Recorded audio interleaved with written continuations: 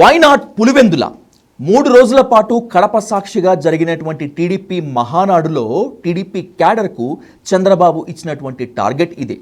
మొన్న కాస్త కష్టపడితేనే కడప జిల్లాలో ఉన్నటువంటి 10 సీట్లలో 7 కూటమి కైవసం చేసుకుంది.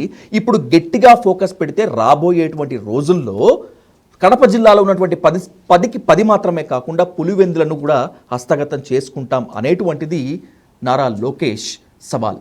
అయితే కడపలో ముఖ్యంగా పులివెందులను ఢీకొట్టడం టీడీపీకి సాధ్యమయ్యే పనేనా అనేటువంటి అంశంతో పాటు ఆంధ్రప్రదేశ్లో ఉన్నటువంటి రాజకీయ పరిస్థితులపై ఇన్ డీటెయిల్గా ఇన్ డెప్త్గా డిస్కస్ చేద్దాం. Let's invite YSRCP official spokesperson Karumuri Venkatareddy garu on to the dial news hot seat with Vijay Sadhu. Venkatareddy గారు నమస్తే. నమస్తే విజయ్ గారు. కడపలో జరిగినటువంటి మహానాడును చూస్తే నిజం చెప్పండి, నిద్ర పట్టిందా? గుండెల్లో గూబులు అనిపించలేదా? ఈ మధ్య అంతకుముందు నేను ఎక్కువ జబర్దస్త్ చూస్తూ ఉండేవాడిని. ఈ మధ్య ఇప్పుడు నచ్చట్లా. నా జబర్దస్త్ని మించి ఈ 3 రోజుల మహానాడిని రిపీట్ చేసి చూస్తే మనం ఒక 100 ఎపిసోడ్లు జబర్దస్త్ చూసినట్టే. అంతకుముందు జబర్దస్త్ బాగుండేది. ఒకప్పుడు చమక్ చంద్ర వీళ్ళందరూ బాగా నటించినప్పుడు జబర్దస్త్ని చాలా ఇంట్రెస్ట్గా చూసేవాడిని. తర్వాత యూట్యూబ్లో 2-3 సార్లు చూడటం. ఇప్పుడు ఏంటంటే దాన్ని మైమరిపించేటట్టుగా ఈ మహానాడు కార్యక్రమం ఉంది. ఒకనాడు మీ పార్టీకి కంచుకోటగా ఉన్నటువంటి కడపలో టీడీపీ ఆ స్థాయిలో గర్జించటము, రాబోయేటువంటి రోజుల్లో పులివెందులు కూడా ఖచ్చితంగా మా చేతుల్లో పడుతుందని చెప్పి సవాల్ చేయటము బహుశా మీకు అట్లా ఇబ్బందికరంగానే ఉండొచ్చు. తెలుగుదేశం పార్టీ పెట్టి 43 ఏళ్ళు అయింది అని నిన్న చెప్తున్నారు వాళ్ళే. 43 ఏళ్ళు అయింది మా పార్టీ పెట్టి. 1982 పెట్టారు, 83లో అధికారంలోకి వచ్చారు. 43 ఇయర్స్ అయింది. ఆంధ్రప్రదేశ్లోనే ఉంది కదా కడప. అప్పుడు ఉమ్మడి ఆంధ్రప్రదేశ్లో ఉంది, ఇప్పుడు విభజిత ఆంధ్రప్రదేశ్లో ఉందిగా. మరి 43 సంవత్సరాల్లో వాళ్ళు ఎన్నిసార్లు అధికారంలో ఉన్నారు? దాదాపు చంద్రబాబు నాయుడు గారు 4వ ముఖ్యమంత్రి, అంతకుముందు రామారావు గారు ముఖ్యమంత్రిగా చేస్తున్నారు. మరి కనీసం కడపలో పెట్టేటప్పుడు ఆలోచన కూడా ఎందుకు చేయలేదు? అంటే మొన్నటిదా భయపడ్డారా? అంటే ఇప్పుడు ఏమైనా భయం పోయిందా? లేదంటే మొన్నటిదాకా మీరే కదా కడప అంటే ఫ్యాక్షను, అసలు రాయలసీమ ద్రోహులు, కడప గోండాలు, పులివెందుల రౌడీలు అన్నారు కదా. మరి నిన్న 3 రోజుల పాటు ప్రశాంతంగా చేసుకుని వెళ్ళారు కదా. మరి అవార్డ్స్ని ఏమైనా విత్డ్రా చేసుకోదలిచారా? అంటే అప్పుడు పవర్ మీ చేతుల్లో ఉంది, అందుకని చెప్పి వాళ్ళు ఎంటర్ కావడానికి భయపడ్డారు. ఇప్పుడు పవర్ పోయింది, అక్కడికి వచ్చి ఉన్నారు. వైఎస్ఆర్ కాంగ్రెస్ పార్టీ అధికారంలో ఉంది కేవలం 5 సంవత్సరాలు మాత్రమే. అవును. కానీ చంద్రబాబు నాయుడు గారు అధికారంలో ఉన్నది అంతకుముందు 9 సంవత్సరాలు, మొన్న 5 సంవత్సరాలు, మళ్ళీ ఇప్పుడు కంటిన్యూగా ఉన్నాడు. అంటే దాదాపు 15 సంవత్సరాలు దాటి ఇంకా కంటిన్యూగా ఉన్నాడు. మరి ఈ 15 సంవత్సరాలు ఎందుకు పెట్టలేకపోయాడు? రెండోది ఏంటంటే డైవర్ట్ చేయడానికి. నేను ఎందుకు కడపలో పెట్టి డైవర్ట్ చేశారనంటే, ఇప్పుడు 1 ఇయర్ అవుతుంది వాళ్ళ పరిపాలన. ఈ 1 ఇయర్లో అనేక రంగాల్లో వాళ్ళు ఫెయిల్యూర్ అయ్యారు. ఏ ఒక్క రంగంలో కూడా సక్సెస్ లేదు. ఈ 1 ఇయర్లో వాళ్ళు జనాల్లోకి వెళ్ళి ఇదిగో మేము ఇది చేసామని చెప్పుకోవడానికి లేదు. అందుకని ఏం చేశారు? కడపలో మహానాడు పెట్టేస్తే ఇదిగోండి మేము కడపలోనే మహానాడు పెట్టాం, మాకు ఎంతమంది జనాలు వచ్చారు, ఎంతమందిని తీసుకొని వచ్చి మేము సక్సెస్ చేసాం, 1 కోటి మంది తెలుగుదేశం పార్టీ కార్యకర్తలు ఉన్నారు వాళ్ళే చెప్పుకుంటారు కదా. మీటింగ్ ఎంతమంది వచ్చి ఉంటారు? 2 లక్షలు 3 లక్షలు వచ్చి ఉంటారేమో కదా. అది పెద్ద సక్సెస్ మేము ఏదో తొడగొట్టేసాం. కడప మీరు వెళ్ళి పాకిస్తాన్ వెళ్ళి లాహోర్లో ఉన్న చంద్రబాబు నాయుడు గారు తెలుగుదేశం కార్యకర్తలను వెళ్ళి తీసుకొని వెళ్ళి తొడలు వస్తే చంద్రబాబు నాయుడు గారు ధీరుడు వీరుడు సూర్యుడు అనుకోవచ్చు. ఆంధ్రప్రదేశ్ అది కూడా కడపలో వాళ్ళే ఎమ్మెల్యేగా ఉన్నారు. కడప ఎమ్మెల్యే వాళ్ళే ఉన్నారు, వాళ్ళ పార్టీయే. కడపలో 7 సీట్లు వాళ్ళే ఉన్నారు. అక్కడ ఏదో మహానాడు పెడితే ఏదో భూమండలం బద్దలైపోయినట్టు కడపలో మేము కంచుకోట అయిపోయాము. ఇది కాదు కదా చెప్పాల్సింది. రాబోయే సార్వత్రిక ఎన్నికల్లో జగన్మోహన్ రెడ్డి మళ్ళీ అధికార పీఠంపై కూర్చోకూడదు, వైసీపీ ఎట్టి పరిస్థితుల్లోకి పవర్లోకి రాకూడదు, కడప జిల్లాలో ఉన్నటువంటి 10 సీట్లకి 10 సీట్లు కూటమి కొట్టి తీరాల్సిందే, అందుకే కడపలో మహానాడును పెట్టాము అని చెప్తున్నారు ఆయన. ఇప్పుడు ఒకటి నేను చెప్తాను, అక్కడ దాకా వద్దు. కుప్పంలో మా పార్టీకి సంబంధించినటువంటి కౌన్సిలర్ని, మున్సిపాలిటీకి సంబంధించినటువంటి కౌన్సిలర్ని తీసుకొని అక్రమంగా కుప్పం ఏదైతే మున్సిపాలిటీని కైవసం చేసుకున్నారు కదా. ఎందుకు అక్రమంగా కైవసం చేసుకోవటం? మీరు పులివెందుల దాకా ఎందుకు? కుప్పంలో ఒక వార్డు మెంబర్ చేత రాజీనామా చేయించి ఎలక్షన్ పెడితే మళ్ళీ మీరు గెలిచి తీసుకుంటే కుప్పంలో గెలిచామని చెప్పుకుంటే బాగుండేది కదా.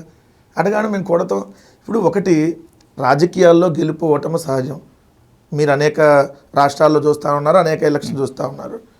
సో మేము ఒకసారి ఓడిపోతే ఇంకేదో జీవితాంతం ఓడిపోయినట్టుగా, వాళ్ళేదో ఒకసారి గెలిస్తే జీవితం అంతా మేమే గెలుపులో ఉంటామనే ఆ భ్రమంలో ఉంటే తప్పు అంటా నేను. నిజమే మీరు అన్నట్లు రాజకీయాల్లో గెలుపు ఓటములు సాధ్యమే. ఓడలు బండ్లు అవుతాయి, బండ్లు ఓడలు అవుతాయి, ఒప్పుకుంటాను. కానీ ఈ 5 సంవత్సరాల పీరియడ్లో కూటమి మీద కావాల్సినంత వ్యతిరేకత వచ్చేసి రాబోయే సార్వత్రిక ఎన్నికల్లో మళ్ళీ థంపింగ్ మెజారిటీతో వైసీపీ వస్తుందన్న నమ్మకం మీకు మనస్ఫూర్తిగా ఉందా వెంకటరెడ్డి గారు? ఎందుకంటే గత పరిపాలన మీరు చూసుకొని మాట్లాడండి. నేను మీరు నన్ను అన్నారు కదా, తెలుగుదేశం వాళ్ళే చెప్తున్నారు. బికాజ్ ఎగ్జాంపుల్ నిన్నగాక మొన్న తాడిపత్రి మున్సిపల్ చైర్మన్గా ఉన్నటువంటి జేసీ ప్రభాకర్ రెడ్డి ఒక్కటంటే ఒక పథకం ఇవ్వలేదు, అంతకుముందు నేరుగా డబ్బులు వెళ్ళాయి, ఎట్టయితే మేము 2029 ఎన్నికల్లో కష్టమే అని చెప్పి ఆయన చెప్పాడు. అవును. మొన్నటికి మొన్న జ్యోతుల్ నెహ్రూ గారు ఏం చెప్పారు మినీ మహానాడులో? జ్యోతుల్ నెహ్రూ గారు మా తెలుగుదేశం పార్టీ అనేది కమ్యూనిస్ట్ పార్టీలన్నింటినీ మింగేసింది, ఈసారి ఆ జనసేన బీజేపీ మమ్మల్ని మింగేసేటట్టు ఉందని చెప్పి జ్యోతుల్ నెహ్రూ గారు అన్న మాటల బండారు సత్యనారాయణ మూర్తి ఎమ్మెల్యేగా నేను ఈ సంవత్సర కాలంలో ఒకటంటే ఒక అభివృద్ధి కార్యక్రమం చేయలేకపోయా, ఏదైతే గ్రామాల్లో తిరగాలంటే ప్రజల్లో మొహం చూపించలేకపోతున్నా అని చెప్పాడా లేదా? అదే కొలికిపూడి శ్రీనివాస్ ఇదే తెలుగుదేశం పార్టీ బెల్ట్ షాప్ లేనిది, స్కూల్ పక్కన కాలేజీల పక్కన బెల్ట్ షాప్ లేనిది, ఎట్లయితే ఎట్లా అని మాట్లాడాడు లేదా? మరి ఇలా ఎగ్జాంపుల్ తీసుకుంటే తెలుగుదేశం పార్టీలో ఉన్న ఎమ్మెల్యేలే ఈ సంవత్సర కాలంలో వాళ్ళే ఈ ప్రభుత్వం మీద వ్యతిరేకత ఉందని క్లియర్గా చెప్తున్నారు. మరి ఇంకా మేము కాన్ఫిడెన్స్గా ఉండకుండా ఎలా ఉంటాం? ఇంకా 4 ఏళ్ళు ఉన్నాయి కూటమికి, ఇంకా 4 ఏళ్ల సమయం ఉంది. దీంట్లో మార్పులు అద్భుతాలు జరగవా? నాకు ఒకటి, ఎప్పుడైనా వ్యతిరేకత అనేది ఉండే కొద్దికి పెరుగుతుంది. ఎప్పుడైనా ఏ రాజకీయ పార్టీ ఏ ప్రభుత్వం అధికారంలో ఉన్నా కూడా స్టార్టింగ్ 1 ఇయర్లో ఒక 10% వ్యతిరేకత వచ్చింది అనుకుందాం, సెకండ్ ఇయర్కి వచ్చేటప్పటికి 10ది 9 అవ్వదు, 10ది 11 12 అవుతుంది. సో అలా పెరుగుకుంటూ వెళ్తుంది వ్యతిరేకత. మీరు ఎక్కడైనా ఒకసారి చూసుకోండి, మిగిలిన రాష్ట్రాల్లో కానీ ఒక అనాలిసిస్ చూసుకుంటే సంవత్సర కాలంలోనే ఇంత వ్యతిరేకత మూటగట్టుకొని ఒక్కటంటే ఒక పథకం ఇవ్వలేదు. రెండోది 1,50,000 కోట్లు దాదాపుగా అప్పులు చేశారు. ఇంకా వాళ్ళు ఆల్రెడీ అప్లై చేసిన అప్పులతో కలిపితే 1,62,000 కోట్లు ఉన్నాయి ఇప్పటికే ఏడాది కాలంలో, ఇంకా మనకు రావాల్సినవి కూడా కలుపుకుంటే. సో మరి ఇప్పుడు నీకు నెక్స్ట్ ఇయర్ ఇంకెంత చేయాలి? మరి ఇప్పుడు 1,50,000 కోట్లు ఇస్తే నెక్స్ట్ ఇయర్ కూడా అదే విధంగా చేయాలి కదా. ఇలా చేసుకుంటా పోతే ఈ రాష్ట్రంలో పరిస్థితి ఏంది? రేపు పొద్దున అప్పు కూడా పుట్టేటటువంటి పరిస్థితి ఉంది. నన్ను చంద్రబాబు నాయుడు గారు చెబుతున్నారు ఉద్యోగస్తుల జీతాలు కూడా ఇవ్వలేని పరిస్థితి వస్తుంది అని. నిన్న కూడా ఉద్యోగ సంఘం నాయకుడు బొప్పరాజు గారు ప్రెస్ మీట్ పెట్టి 20,000 కోట్లు మాకు బకాయిలు ఉన్నాయి, 4 డిఏలు ఈ ప్రభుత్వం అధికారంలోకి వచ్చినాక 4 డిఏలు పెండింగ్ ఉన్నాయి. మరి 4 డిఏలు ఒకటి కూడా ఇవ్వలేదు. సో మరి ఇవన్నీ రేపు పొద్దున ఇంకా పెరుగుతా వెళ్తే ఇంకా వ్యతిరేకత పెరిగిద్ది కదా, తగ్గదు కదా. సంక్షేమ పథకాలే ఒక పార్టీని అధికారంలోకి తీసుకొస్తాయి, అధికారాన్ని నిలబెడతాయి అని అనుకుంటే జగన్మోహన్ రెడ్డి మొన్న సార్వత్రిక ఎన్నికల్లో ఓడిపోయి ఉండకూడదు. బికాజ్ ఎందుకంటే ప్రజలకు సంక్షేమ పథకాలు ఆ స్థాయిలో ఇచ్చారు కాబట్టి. ఇక్కడ సంక్షేమ పథకాలు ఇవ్వకపోవటం వల్లే ప్రజలలో వ్యతిరేకత వస్తోంది, రాబోయే రోజుల్లో కూడా ఆ వ్యతిరేకతే తేడా కొడుతుంది అనుకుంటే కనుక ఎలా సాధ్యమవుతుంది? అసలు మీరు అడిగిన దాంట్లో నేను ఏకీభవించను అంటున్నా. ఎందుకు ఏకీభవించను అంటున్నా అంటే సంక్షేమ పథకాలు ఒక్కటే మేము చేసాము అని ఎవరైనా అంటే అది చాలా రాంగ్ అంట. కూటమి మీ మీద చేస్తున్నటువంటి ఆరోపణ అదొకటే. అసలు మా మీద వాళ్ళు చేసినటువంటి దుష్ప్రచారం ఈ 78 సంవత్సరాల్లో ఈ భారతదేశంలో ఏ రాష్ట్రంలో ఎవరూ చేసి ఉండరు. అంత దుష్ప్రచారం చేశారు. 2 పత్రికల్ని, 10 ఛానల్స్ని, ఒక 500 యూట్యూబ్ని, వందలాది ఫేస్బుక్ పేజీలని, ఇన్స్టాగ్రామ్ అకౌంట్లని, ట్విట్టర్ అకౌంట్లని, ఇలా అన్నీ పెట్టుకొని మేము ఏం చేసినా కూడా అది నెగిటివ్, వాళ్ళు ఏం చేసినా కూడా పాజిటివ్ అనే లెక్కలో ప్రచారం చేశారు. ఆ నెగిటివ్ ప్రచారం మమ్మల్ని దెబ్బకొట్టింది. కానీ మీరన్న సంక్షేమ పథకాలతో పాటు మేము 2,75,000 కోట్లు డీబీటీ ద్వారా నేరుగా సంక్షేమ పథకాలు అందించాం. ₹1 అవినీతి లేదు. ఈ దేశంలో ఎప్పుడు కూడా అలా సాధ్యపడాల. అవినీతి లేకుండా నేరుగా పథకాలు ఎప్పుడు వెళ్ళేవి కాదు, first time in Indian history. అలానే నాన్ డీబీటీ ద్వారా ఇంకొక 1,70,000 కోట్లు మేము ఏదైతే నాన్ డీబీటీ ద్వారా పంచడం జరిగింది. సో 1,70,000 మొత్తం 4,70,000 కోట్లు including DBT and non DBT. ఇవి కాకుండా మీరన్న అభివృద్ధి యాంగిల్, ఈరోజు గ్రామానికి వెళ్దాం. రైతు భరోసా కేంద్రం ఇది ఎవరు కట్టించింది? జగన్మోహన్ రెడ్డి గారు ఇచ్చిన. సచివాలయం ఎవరు కట్టించారు? జగన్మోహన్ రెడ్డి గారేగా. హెల్త్ క్లినిక్ జగన్మోహన్ రెడ్డి గారేగా. చాలా చోట్ల డిజిటల్ లైబ్రరీ జగన్మోహన్ రెడ్డి గారు. నాడు నేడులో బంగా స్కూల్ డెవలప్మెంట్ జగన్మోహన్ రెడ్డి గారే కదా. ఇప్పుడు వీళ్ళు తాకట్టు పెడుతున్నటువంటి మెడికల్ కాలేజీలు 17 మెడికల్ కాలేజీలు జగన్మోహన్ రెడ్డి గారు తీసుకొచ్చినాయి కదా. 4 పోర్టులు, 10 ఫిషింగ్ హార్బర్లు, 6 ఫిష్ ల్యాండ్ సెంటర్లు, ఏదైతే ఉద్దానం హాస్పిటల్తో సహా ఇలా అన్నీ చెప్పుకుంటా పోతే జగన్మోహన్ రెడ్డి గారు చేసినాయి కదా. మరి ఇదంతా అభివృద్ధి యాంగిల్ కాదా? కానీ మీరన్న దుష్ప్రచారం విపరీతంగా జరిగింది. విజయసాధు మంచోడు అని చంద్రబాబు నాయుడు గారు 10 మంది వాళ్ళ ఛానల్ చెప్తే మీరు మంచోళ్ళు, మీరు దుర్మార్గుడు అని వాళ్ళు చెబితే నిజంగా మీ ఇంట్లో వాళ్ళు కూడా నమ్మే పరిస్థితికి వాళ్ళు క్రియేట్ చేశారు. అలా అమ్మో నిజమేనేమో, ఏంది ఇంతమంది చెబుతున్నారు, చంద్రబాబు చెబుతున్నాడు, పవన్ కళ్యాణ్ చెబుతున్నాడు, బీజేపీ చెబుతుంది, ఇన్ని ఛానల్ చెప్తున్నాయి, జగన్మోహన్ రెడ్డి గారి పాలన బాగాలేదని చెప్పి ఎంతమంది చెబుతున్నారంటే బాగాలేదేమో. ఈ విధంగా దుష్ప్రచారం చేయడం వల్ల మేము ఓడిపోయాం. అంతే తప్ప మేము ప్రజలకి చెడు చేయలేదు. జగన్మోహన్ రెడ్డి గారు 3 ఏళ్ల పరిపాలన కింద లెక్కేసుకోవాలి. 2 ఏళ్ళు కోవిడ్ ఉంది, 3 ఏళ్ల పరిపాలనలో మేము అంత మంచి చేయగలిగాం, ఇన్ని కార్యక్రమాలు చేయగలిగాం, అభివృద్ధి కార్యక్రమాలు. ఈరోజు వాళ్ళు ఓపెన్ చేస్తున్నటువంటి ఏదైతే ప్రాజెక్టులు తీసుకొని వచ్చామని చెబుతున్నాయి కూడా ఎన్టీపీసీ మా హయాంలో వచ్చిందే విశాఖపట్నం సమ్మిట్లో, అదేవిధంగా రీన్యూ ఎనర్జీ, ఇలాంటివన్నీ చెప్పుకుంటాం. గ్రీన్ కో, ఇవన్నీ మా దగ్గర వచ్చినాయి, వాళ్ళు ఈరోజు వాళ్ళు తీసుకొని వచ్చామని చెప్పుకుంటా. సో దుష్ప్రచారం అయితే విపరీతంగా జరిగింది విజయ్ గారు. ఆ దుష్ప్రచారం ఒక 100 మంది కలిసి గుంపులుగా చేశారనుకోండి, మేము ఇక్కడ ఉంది ఒకళ్ళం, ఇతను మంచోడు కాదు అని చెప్పి 100 మంది చెబుతున్నారు, జనాల్లోకి ఎక్కిద్ది కదా. సో ఇప్పుడు నిజం అర్థమైద్ది, ఈయన మంచోళ్ళు కాదన్నారు, ఈయన ఎంతకంటే నేను ఎక్కువ ఇస్తా అన్నాడు, సో ఇవన్నీ తూచి మీ డబ్బులు మీకే పంచుతున్నాడు, ఈయన ఏమన్నా జేబులో డబ్బులు తీసి పంచుతున్నాడు అన్నాడు కదా చంద్రబాబు నాయుడు గారు. మరి ఇప్పుడు ప్రజలు కూడా అంటారు కదా, నువ్వేం హెరిటేజ్ డబ్బులు ఇవ్వట్లేదు కదా, ప్రభుత్వ డబ్బులే మాకు పంచడానికి నీకు వచ్చిన ప్రాబ్లం ఏందని ప్రజలు అడిగేటటువంటి సమయం రోజు కనపడతానే ఉంది. ఫ్రాంక్గా మాట్లాడుకుంటే వెంకటరెడ్డి గారు, నిజంగా సంక్షేమ పథకాలు రాకపోతే, ఎన్నికల హామీలు నెరవేర్చలేకపోతే వైసీపీనైనా కూటమినైనా మరే ఇతర పార్టీనైనా కూడా ప్రజలు నిలదీసేటువంటి ధైర్యం తత్వం ఈ రోజుల్లో ఉందంటారా? కూటమికి రాబోయేటువంటి 4 సంవత్సరాల్లో అలాంటి పరిస్థితి ఎదురయ్యే ఛాన్స్ ఉందా? అంటే నేను ఒక్కటి చెప్తా, ధైర్యంగా వచ్చి మాట్లాడలేనటువంటి సిచ్యువేషన్ ఆంధ్రప్రదేశ్లో ఉంది కాబట్టి మీరు అన్నదానికి డైరెక్ట్గా వచ్చి చెప్పలేనటువంటి పరిస్థితి ఉంది. ఎందుకంటే చిన్న ఎగ్జాంపుల్ చెబుతా, చాలామందికి తెలియదు ఇది జరిగిందని కూడా. తిరుమలలో మొన్న ఒక వ్యక్తి నమాజ్ చేశాడు, అంతవరకే మీకు తెలుసు. అవును, ఆ వీడియో వరకే బయటకు వచ్చింది. అవును, ఆ వీడియో తీసిన అతని మీద కూడా కేసు పెట్టారు, తెలుసా ఎవరికన్నా? ఓకే. మరి ఇలాంటి సిచ్యువేషన్స్ ఉంటే ఏమని కేసు పెట్టారో తెలుసా? ఆ నమాజ్ చేసినటువంటి వ్యక్తి పేరు అబ్బాస్. ఓకే. అతను అడిగాడంట, ఎవరైతే అతను ఒక ఫోటోగ్రాఫర్గా వర్క్ చేస్తున్నాడు అక్కడ తిరుమలలో. సో అతను అడిగాడంట ఇక్కడ నమాజ్ చేసుకోవచ్చా అని. అతనంట చేసుకోవచ్చు అని చెప్పాడంట. అందుకని చెప్పి అతనే వీడియో తీశాడంట. అందుకని పోలీసులు అతని మీద కూడా కేసు పెట్టారు.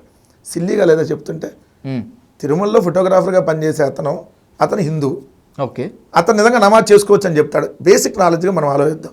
అంటే ఏంటి, ఆ వీడియో ఇప్పుడు ఎవరన్నా మీరు రోడ్డు మీద మర్డర్ జరుగుతుంది అనుకోండి, రేపొద్దున ఆ వీడియో తీసినా కూడా ఈ మర్డర్ను వీడియో తీసి సర్క్యులేట్ చేసావు కాబట్టి నీ మీద కూడా కేసు పెడతాం అనే పరిస్థితులు ఆంధ్రప్రదేశ్లో ఉంటే, ప్రజలు మాకు పథకాలు అందట్లేదని చెప్పి లోకేష్ గారు అన్నట్టుగా మేము ఇవ్వకపోతే మా గల్లా పట్టుకోండి, మా సొక్కా పట్టుకోండి, కాలర్ పట్టుకోండి అన్నాడు కదా, అట్ట అడిగే పరిస్థితులు ఉంటాయా? టైం వచ్చినప్పుడు తెలుపుతారు. ప్రభుత్వంలో ఈ లోపం ఉంది, ప్రభుత్వం వల్ల ఈ అన్యాయం జరుగుతుందని గొంతెత్తితే కేసులతో భయపెట్టేటువంటి పరిస్థితి ఉందా ఇప్పుడు ఏపీలో? కాదని అంటారా చెప్పండి? కాదు అని అంటానికి ఏముంది? ఇప్పుడు మీరన్న వైఎస్ఆర్సీపీ నాయకులపై వేలాది మంది మీద కేసులు పెట్టారు. ఈ కేసులన్నీ ఏంటి? వాళ్ళు ఏమైనా మర్డర్లు చేశారని కేసు పెట్టారా? ఎవరైనా రేప్ చేశారని కేసు పెట్టారా? ఈ కేసులు ఏంటి? ఇప్పుడు సపోజ్ ఎగ్జాంపుల్ పెద్దిరెడ్డి రామచంద్రారెడ్డి గారి కుటుంబం, వాళ్ళ కుటుంబం మీద అంటే పెద్దిరెడ్డి రామచంద్రారెడ్డి గారి మీద కానీ మిథున్ రెడ్డి గారి మీద కానీ రేప్ కేసు ఒకటి పెట్టలా, ఇంకా గంజాయి కేసు ఒకటి పెట్టలా, మిగిలినన్నీ పెట్టారు. ఓకే. మరి ఇలాంటి పరిస్థితులు రాష్ట్రంలో కనపట్టలేదా? ఎవరో సోషల్ మీడియాలో పోస్ట్ పెడితే, ఎప్పుడో 2018లో పోస్ట్ పెడితే ఇప్పుడు కేసు కట్టి అరెస్ట్ చేశారు. ఏది పోస్ట్ షేర్ చేసినందుకు 2018లో. 2018 ఇప్పుడు వాళ్ళే కదా అధికారంలో ఉంది ఆ రోజు. నిజంగా వాడు తప్పు చేస్తే అది తప్పుడు పోస్ట్ అయితే ఆ రోజు యాక్షన్ తీసుకోవాలి. సో ఆ పోస్ట్ ఇప్పుడు ఎవరో మనోభావాలు దెబ్బతిన్నాయంట. సో మరి అలాంటి కేసులు పెడుతున్నారు చూశారు కదా. అందుకని ఎవరో కూడా ధైర్యంగా వచ్చి, ఎందుకంటే మీకు తెలుగుదేశం వాళ్ళని ఈరోజు ఓపెన్గా ప్రశ్నిస్తే వాళ్ళని కూడా సహించేటటువంటి పరిస్థితి లేదు. మీరు మాట్లాడితే శాంతి భద్రతలు లేవు, ఏపీలో లా అండ్ ఆర్డర్ మొత్తం అంతా కూడా గతి తప్పింది అని చెప్పి వైసీపీ ఈ మధ్య బలంగా మాట్లాడుతుంది. ముఖ్యంగా 2-3 రోజుల క్రితము తెనాల్లో ఘటన జరిగి ఆ రౌడీ షీటర్ అనేటువంటి ఆరోపణలు ఎదుర్కొన్నటువంటి ఆ 3 పిల్లల్ని రోడ్డు మీద పోలీసులు కొడితే దాన్ని బూచిగా చూపించి మీరు మొత్తం అంతా కూడా మాట్లాడుతున్నారు. అండ్ దట్టు రౌడీ షీటర్లు అసాంఘిక కార్యకలాపాలకి పాల్పడుతున్నటువంటి వాళ్ళకి వైసీపీ సపోర్ట్ ఇస్తోందని ఒక ఆరోపణ బలంగా వస్తుంది. మీ దాకా వచ్చిందా, లేకపోతే కావాలని ఇదంతా చేస్తున్నారా? సార్, మీరు ఈ ఇన్సిడెంట్ వచ్చింది కాబట్టి నేను చెప్తా, వాళ్ళ ప్రచారం ఎలా ఉంటుంది అనే దానికి 2 ఎగ్జాంపుల్స్ చెప్తా. దళిత డాక్టర్ సుధాకర్ అంశాన్ని కూడా నేను తీసుకొని వస్తా. అప్పుడు దళిత డాక్టర్ సుధాకర్ ఎవరు మనిషి? అయ్యన్న పాత్రుడికి అనుచరుడు, కానీ ప్రభుత్వ ఉద్యోగి. ఆయన ప్రభుత్వ ఉద్యోగానికి ఎప్పుడు రాజీనామా చేశాడు? 2019 ఎన్నికల కంటే ముందు రాజీనామా చేశాడు. అప్పుడు ప్రభుత్వంలో ఉంది వాళ్ళు. ఎందుకు రాజీనామాని యాక్సెప్ట్ చేయాల? ఎందుకు చేయలేదు? ఇతనికి సీట్ ఇస్తామని చెప్పి వాళ్ళు హామీ ఇచ్చారు కాబట్టి ఆ రాజీనామాని యాక్సెప్ట్ చేయాల. ఇది అందరూ వినాల్సినటువంటి స్టోరీ. దళిత డాక్టర్ సుధాకర్, ఎవరైతే దళిత డాక్టర్ సుధాకర్ తెలుగుదేశం పార్టీ 2019లో సీట్ ఇస్తానంది అయ్యన్న పాత్రుడి ఆధ్వర్యంలోనే. సో ఆయనకు సీట్ ఇవ్వాల. సో ఆయన ఏం చేశాడు? ఎమ్మంటే వచ్చి గవర్నమెంట్ జాబ్లో జాయిన్ అయ్యాడు. కానీ అతనికి అసలు ఈ కరోనాకు సంబంధించి అతనికి దానికి సంబంధం లేదు, ఆయన ఓన్లీ మత్తు డాక్టర్. ఏదో మాస్క్ ఇవ్వలేదని ఒక పెద్ద రాద్ధాంతం చేశాడు, అది అయిపోయింది. కానీ ఎవరు దాని మీద ఏం మాట్లాడాల, ప్రభుత్వం కూడా ఏం రియాక్ట్ కాల. రోడ్డు మీదకి వచ్చి అతను బూతులు తిడుతూ ప్రధానమంత్రి గారిని, ముఖ్యమంత్రి గారిని లంబూతులు తిట్టి ఏ విధంగా నానా గొడవ చేశాడో చూశారు. అప్పుడు పోలీసులు ఏం చేశారు, అతను పట్టుకొని, అతను 2 చేతులు పట్టుకొని, ఎందుకు అతను కంట్రోల్ కావట్లా, చొక్కా ఇప్పి కారు ఎక్కాడు. కారు ఎక్కితే already drunk and drive, already మత్తులో ఉన్నాడు ఫుల్. పోలీసులు తీసుకొని వెళ్ళి అతను సేఫ్గా హాస్పిటల్ దగ్గర పెట్టారు. ఇంకంతకంటే ఏమైనా చేశారా పోలీసులు? జరిగిన సంవత్సరం తర్వాత అతను హార్ట్ స్ట్రోక్తో చనిపోయాడు. కానీ వైఎస్ఆర్ కాంగ్రెస్ పార్టీ చంపేసిందని చెప్పి దుష్ప్రచారం చేశారు కదా వాళ్ళ మీడియా మొత్తం. ఇదే సుధాకర్కి సంబంధించి. ఇప్పుడు కూడా చూడండి, ఒక 3 యువకులు, వాళ్ళు దళితులా ఇంకొకట అనేది మనం పక్కన పెడదాం. పోలీసులు కొట్టే రైట్ ఉందా? యాజ్ ఏ జర్నలిస్ట్ మీరు చెప్పండి. లేదు కదా. పోలీసులు కొట్టి వీడియో తీసి ఆ వీడియోని మళ్ళీ రిలీజ్ చేసే రైట్ అసలు ఉందా? అసలు లేదు. మరి ఎలా చేశారు? వాళ్ళు రౌడీ షీటర్ అనుకుందాం సార్, రౌడీ షీటర్లు అనుకుందాం కొద్దిసేపు. ఆల్రెడీ కేసు పెట్టారు, కేసు పెట్టి రిమాండ్కి వేశారు. రిమాండ్కి అయితే వాళ్ళు ఎన్ని రోజులు ఉంటే రిమాండ్లో బెయిల్ వస్తే బయటకు వస్తారు, మళ్ళీ ఇంకో కేసు పెడితే లోపలికి వెళ్తారు. యాజ్ ఏ ప్రొసీజర్ ప్రకారం నడవాలా వద్దా? అలా కాకుండా ఎవరో కానిస్టేబుల్ మీద దాడికి వెళ్ళారని, కానిస్టేబుల్ మీద దాడికి వెళ్ళారనే కారణంతో 24వ తారీఖు, ఇది ఏప్రిల్ 24 జరిగిన సంఘటన, 27 వాళ్ళని అరెస్ట్ చేసినట్టుగా చూపించారు. ఈ 2 రోజుల మధ్యలో 25, 26 తారీఖులు తెనాలి మొత్తం తిప్పుతూ చిత్రహింసలకు గురి చేస్తూ రోడ్ల మీద మళ్ళీ కూర్చోబెట్టి 2 సీఏలు, ఒకడేమో బూట్ కాలుతో దంతాడు, ఇంకొక సీఏ ఏమో లాఠీ పెట్టి కొడతాడు. ఆ లాఠీలు ఇరిగితే ఇంకో కానిస్టేబుల్ని లాఠీలు అందిస్తారు, వీడియోలు తీసి ఆనందం పొందుతారు. మరి ఇలాంటి వాళ్ళని ఎంకరేజ్ చేద్దామా? సరే, వాళ్ళు రౌడీ షీటర్లు అనుకుందామండి, కొద్దిసేపు రౌడీ షీటర్లు అనుకుందాం. రాజకీయాల్లో ఇప్పుడు రాజకీయ నాయకులు మించిన రౌడీ షీటర్లు ఉన్నారు. ఇప్పుడు ఈ కూటమి ప్రభుత్వం ఎంతమంది లేరు? చింతమనేని ప్రభాకర్ రౌడీ షీటర్ కదా, మరి అట్లానే కూడా అలాంటి ట్రీట్మెంట్ ఇవ్వాలా? చెప్పండి అండి. అంటే మేమంటే వాళ్ళకి సపోర్ట్ చేస్తున్నావా? అంటే మానవ హక్కులను మీరు విచ్చలవిడిగా ఉల్లంఘన చేస్తుంటే ఓ ప్రతిపక్ష పార్టీగా మేము మాట్లాడకూడదు అని అంటే మేము దానికి సపోర్ట్ చేస్తామంటే మీరే మాట్లాడతారు. దళితులపై దాడుల గురించి, మానవ హక్కుల గురించి, అక్రమ కేసులు బనాయించడం దగ్గర నుంచి మిగతా వాటన్నింటిపైన మాట్లాడటానికి వైసీపీకి రైట్ ఎక్కడుంది అని చాలా మంది క్వశ్చన్ చేస్తున్నారు. గ్రౌండ్ లెవెల్లో కూడా అదేగా ఉంది. ఈ రాష్ట్ర రాజకీయాల్లో మాకే ఉంది క్వశ్చన్ చేసే రైట్. ప్రతిపక్షంగా ఉన్నారు కాబట్టి. నో, రాజకీయ పార్టీగా మాకే ఉంది. అది ప్రతిపక్షంగా ఉండండి, నిజంగా అధికార పక్షంగా ఉండండి. దళితులకు సంబంధించినటువంటి అంశాల్లో దళితులుగా ఎవడు పుట్టాలని కోరుకుంటారని మాట్లాడినటువంటి వ్యక్తి ఈరోజు రాష్ట్ర ముఖ్యమంత్రిగా ఉన్నాడు. మంత్రిగా ఉండి దళితులు సరిగ్గా స్నానం చేయరన్న ఆదినారాయణ రెడ్డి మళ్ళీ ఇదే కూటమిలో ఎమ్మెల్యేగా ఉన్నాడు. దళితులకు సంబంధించి కేవలం 2 మంత్రి పదవులు ఇచ్చి వాళ్ళని అవహేళనగా చూసినటువంటి వాళ్ళు ఈరోజు రాష్ట్రంలో అధికారంలో ఉన్నారు. మరి వీళ్ళందరూ ఉంటే మరి మాకు రైట్ లేదంటారేంటి? ఏదన్నా దళితులను తక్కువ చేసామా? 5 మంత్రి పదవులు ఇచ్చాం. దళితులకు సంబంధించినటువంటి దాంట్లో మేము దళితులకు సంబంధించినటువంటి అనేక అంశాల్లో వాళ్ళని ముందుకు తీసుకెళ్లే కార్యక్రమం చేశాం. సంక్షేమ ఫలాల్లో కావచ్చు, అభివృద్ధి ఫలాల్లో కావచ్చు. నిజంగా మీరు అన్నట్టు ఎక్కడన్నా 1-6 ఇన్సిడెంట్లు జరిగి ఉంటాయి, ఎందుకంటే ప్రభుత్వం అన్నాక జరగకుండా ఉండవు. సో దాని మీద మేము యాక్షన్ తీసుకున్నాం. మరి ఇంకా మాకు రైట్ లేదంటే అవతల మాట్లాడేవాడికి అసలు రైట్ ఉందా? మాకే ఉంది రైట్. సో దళితులు, మీకు తెలిసి గరగపర్రు అనేటటువంటి ఒక విలేజ్ పశ్చిమ గోదావరిలో, జగన్మోహన్ రెడ్డి గారు అపోజిషన్ లీడర్గా ఉన్నారు. ముఖ్యమంత్రి కూడా చేతకాల చంద్రబాబు నాయుడు గారికి. జగన్మోహన్ రెడ్డి గారు వెళ్ళి అక్కడ ఉన్నటువంటి అగ్రవర్ణాలు దళితుల మధ్య ఇష్యూ వస్తూ వాళ్ళని బహిష్కరణ చేస్తే జగన్మోహన్ రెడ్డి గారు వెళ్ళి ఇద్దరిని కూర్చోబెట్టి మాట్లాడి సమస్యను సాల్వ్ చేశాడు. మళ్ళీ ఈ రోజు వరకు ఆ గ్రామంలో అలాంటి ఇన్సిడెంట్ లేదు. మరి నిజంగా అలాంటి పెద్ద మనసు మాకే ఉంది.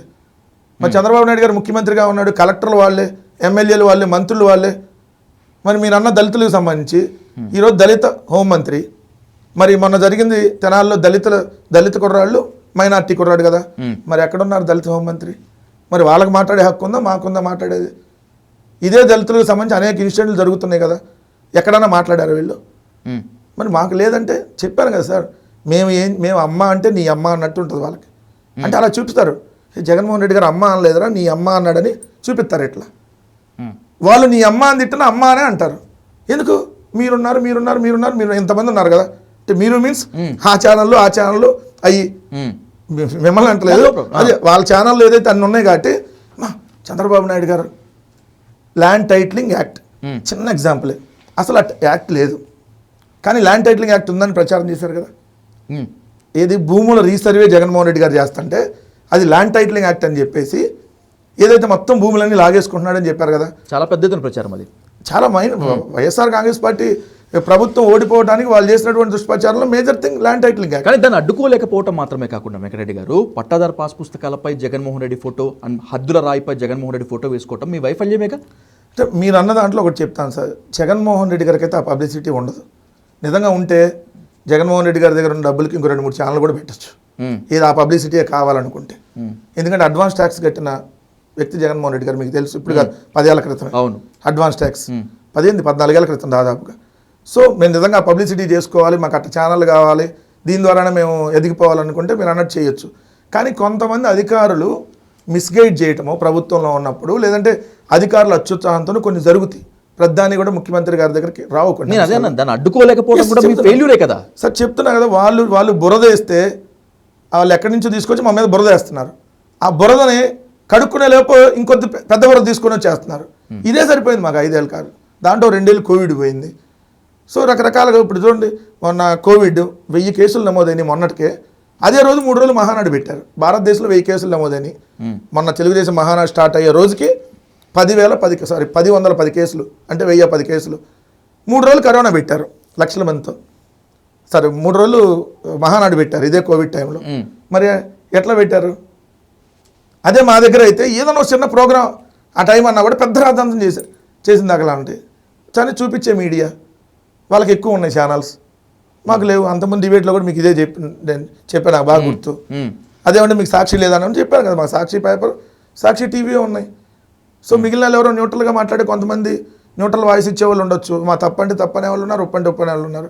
కానీ వాళ్ళకు చూశారు కదా, చంద్రబాబు నాయుడు గారు అమరావతి కట్టేశాడని చెబుతున్నారు, పోలవరం నిర్మించేశాడని చెబుతున్నారు, అన్ని పథకాలు ఇచ్చేసామని చెబుతున్నారు. అసలు ఈ రాష్ట్రం నెంబర్ 1కి వెళ్ళిపోయిందని చెబుతున్నారు. మొన్న నెంబర్ 2 అని ర్యాంకులు పేపర్లు యాడ్లు వేశారు. నెంబర్ 2కి వెళ్ళిపోయిందంట, నెంబర్ 1కి వెళ్ళిపోతుందంట నెక్స్ట్ ఇయర్కి. ఎక్కడి నుంచి అసలు ఏ విధంగా వెళ్తుంది? ఆంధ్రప్రదేశ్ అనేది నెంబర్ 1కి భారతదేశంలో అసలు వెళ్ళటం పాజిబులా? రాబోయే 3 ఏళ్లలో ఖచ్చితంగా చేస్తానని చెప్పి ప్రధానమంత్రి నరేంద్ర మోదీ సాక్షిగా చెప్పారు. దానికి నేను కూడా సహకారం ఇస్తానని చెప్పి మోదీ మొన్న అమరావతి పునర్నిర్మాణ పనులకు వచ్చినప్పుడు చెప్పారు కదా. జరిగేటువంటి ఛాన్స్ ఉండదా ముందు? మోడీ గారిన అంటే మరీ మాట్లాడితే ప్రధానమంత్రి కాబట్టి కొంచెం మాట్లాడటానికి ఇబ్బంది. చంద్రబాబు నాయుడు గారు నేలకు ఎలా మడతేస్తాడో నరేంద్ర మోడీ గారు డబల్ మడతేస్తాడు. ఇదే నరేంద్ర మోడీ గారు 2014 ఎన్నికలకు ముందు వచ్చి 5 ఏళ్ళు కాదు 10 ఏళ్ళు ఇస్తా ప్రత్యేక హోదా అన్నాడా లేదా? ఏమైంది? ప్రధానమంత్రి హోదాలోనే అంది. సరే ప్రధానమంత్రి కాబోయే హోదాలో ముఖ్యమంత్రి హోదాలో వచ్చాడు కదా, గుజరాత్ ముఖ్యమంత్రి హోదాలో వచ్చి మాట్లాడాడు కదా, ప్రధానమంత్రి అయిపోయాడు కదా ఎమ్మట్నే. అది మాట్లాడి 4 రోజులకే ప్రధానమంత్రి అయ్యాడు కదా. మరి తర్వాత 5 ఏళ్ళు ఇల్లే కదా గవర్నమెంట్లో ఉంది. మరి ప్రత్యేక హోదా ఎందుకు ఇవ్వాల? 2 ఇదే ప్రధానమంత్రి గారు వచ్చి చెంబుడు నీళ్లు గుప్పెడు మట్టి తీసుకొని వచ్చి యమునా వాటర్, అదేంది గంగా వాటర్, యమునా రివర్ మట్టి మాట్లాడి అసలు నేను ఢిల్లీ తలదన్నేలా రాజధాని నిర్మిద్దామని చెప్పారా లేదా? మరి అప్పటికే 4 ఏళ్ళు వాళ్ళే ఉన్నారు కదా, నిర్మించారా? ప్రధానమంత్రి మోడీ గారు మొన్న కూడా వచ్చి వెళ్ళాడు, ఏమన్నా చెప్పాడా? ఇదిగో ఒక 5,000 కోట్లు ఇస్తున్నా ఆంధ్రప్రదేశ్కి, వచ్చే నెల రిలీజ్ చేస్తున్నాం, ఎట్టేమని చెప్పాడా? ఆ వాటర్ బాటిల్ ఖర్చు కూడా ఇవ్వలేదండి బాబు. ఇంక మీరు ప్రధానమంత్రి మోడీ గారు చెప్పారంటే చంద్రబాబు నాయుడు చెప్పినా ఒకటి, ప్రధానమంత్రి మోడీ చెప్పారు, ఇద్దరు మాట మీద నమ్మకం ఏమన్నా ఉందా? ఆంధ్రప్రదేశ్కి మనం 3 టర్మ్లుగా చూస్తున్నాం వాళ్ళని. 2014 చూసాం, 19 చూసాం, 24 చూస్తున్నాం మోడీ గారిని. ఏమని చెప్పారా? ఏమన్నా ఇచ్చారా? చెప్పటానికే ఉందండి. మాటల మాంత్రికుడు మోడీ గారు, మాటలే, చేతలు ఉండవు. చంద్రబాబు నాయుడు గారు కూడా అంతే సేమ్. అసలు మొత్తం నేను చేసేస్తున్నా, అది అయిపోతుంది ఇది అయిపోతుంది అంటాడు. ఏముంటుంది చూస్తే? ఉన్నదే పోయిద్ది, వచ్చేది పోయిద్ది. రైట్. రాజకీయాలు ఎలా ఉన్నా రాజనీతి ఒకలాగే ఉండాలని చెప్పి అంటారు. ప్రజల విఘ్నులు అన్నీ గమనిస్తూ ఉంటారు వెంకటరెడ్డి గారు. తప్పు వాళ్ళు చేసినా నిలదీస్తారు, తప్పు మీరు చేసినా కూడా రేపు నిలదీస్తారు. రాబోయేటువంటి రోజుల్లో రాజకీయాలపై మరింతగా మాట్లాడుకుందాం. Thank you so much for this. Thank you.